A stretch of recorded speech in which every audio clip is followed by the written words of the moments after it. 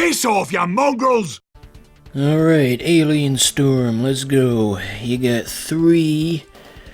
count 'em, 3 characters to pick from. You got a Sigourney Weaver lookalike, you got generic Action Man, and you got Scooter the Robot. I'm not making that up. Canonically, his name is Scooter. Let's see here. Whoops, I wasted my screen clearing move. That is the classic beat-em-up mistake, when you gotta test out all the buttons because you haven't played it in a while, and then, whoopsie, I accidentally Allah Akbar'd everybody on screen. Sorry, everybody. So anyway, Alien Storm is famous for having extremely grotesque monster designs, very H.R. Geiger-esque.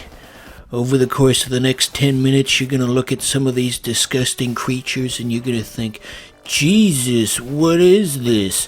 A feminist rally? Hi kid the feminists. I'm sure you're all nice people. But yeah, it's just your classic ass-ugly 16-bit beat-em-up.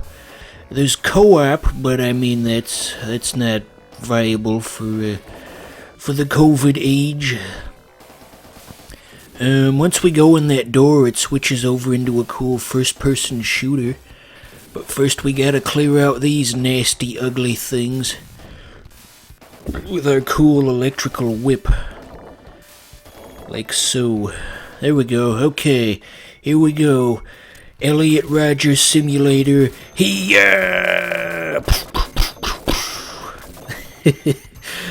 I shouldn't say that. Anybody who was invested in this episode has probably left at this point. Elliot Rodgers' jokes was enough to get Monkey Jones banned off of YouTube, and I wouldn't want to suffer the same fate. And in true Elliot Rodgers tradition, we can't leave until the place is cleared out. Yeah, I think we're good. Alright, on to level 2. Expel the aliens. Send them back to fucking Mexico. Jesus, what has gotten into me today? So what's with all this nasty architecture in the background here? Looks like we're on some kind of like a Section 8 military housing. The aliens attacked there first 'cause they hate poor people. The 1% orchestrated the alien invasion in order to further oppress the working class. That's basically how Reddit conspiracists would react to the events of Alien Storm if it happened in real life. Everything's always a conspiracy against the poor people. Every goddamn day with that shit. Ballsack.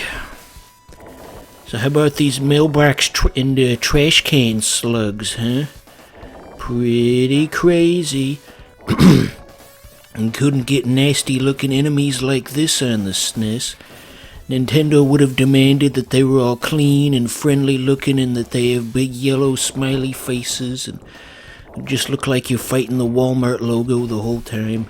We wouldn't want to hurt anybody's feelings. No, that you can't do that voice on YouTube. Oh, watch out for that guy.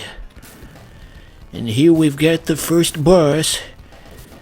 Looks like Amy Schumer without her makeup on.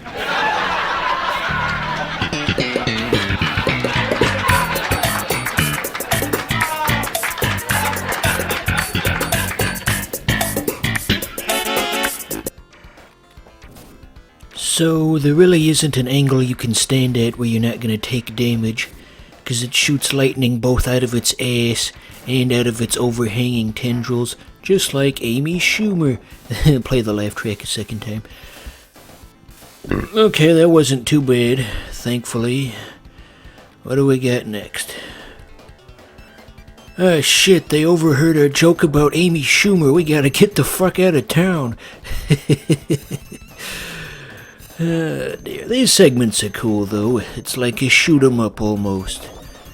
If I gave a damn about this channel, I could put in music from some shoot 'em up or something, like like maybe Truxton or Gradius. The classic Game Room guy always liked Truxton. It's too bad that he just gave up on life. So, I'm assuming you, the viewer, are already at least remotely familiar with this game. You probably heard of it already when you sorted the games alphabetically on that Sega Genesis collection that they've got on Steam, and also the Xbox 360.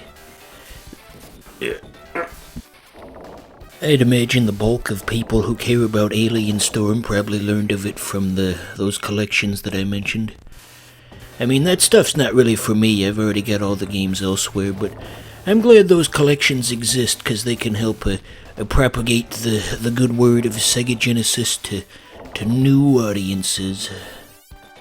There's a pattern where Sega basically re-releases the most esteemed back catalog titles once every generation, give or take, because they had the Sonic, whatever you want to call it, collection on the GameCube, and it had Vector Man and all the Sonic games, obviously, and it even had some Game Gear games on there. So there was that, and then the generation after that, they had Sonic's Ultimate Genesis collection for the 360 and the PS3. It was basically just the same deal, but with more games included.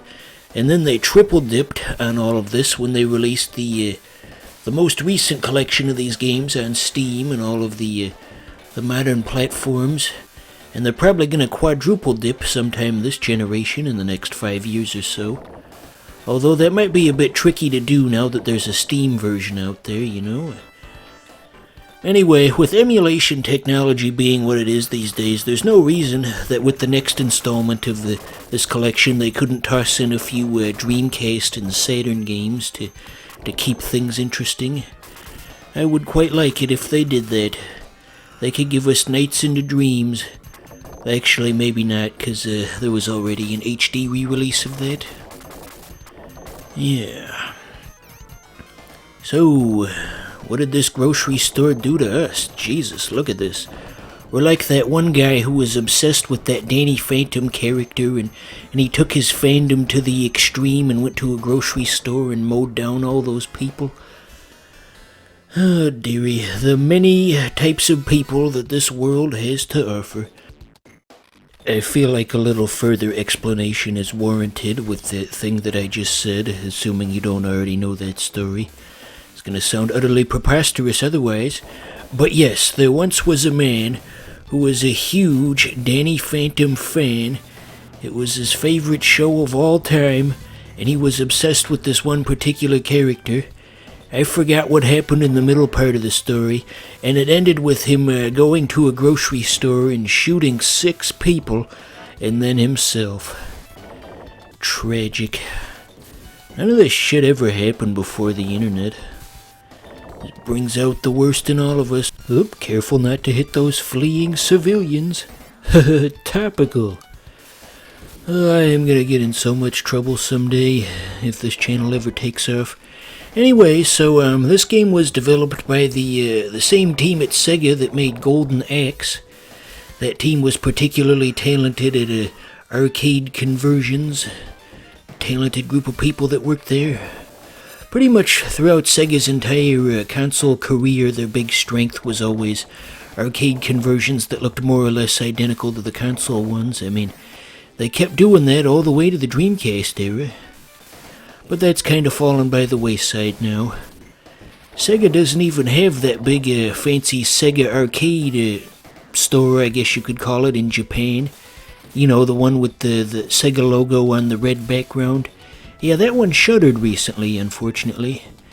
It's the changing of the times. Physical video games are going away, and pretty soon everything's just gonna be theoretical. We're heading towards a very unpleasant future. Alright, let's just speed this up. Up, one more guy. Thought he could hide from us.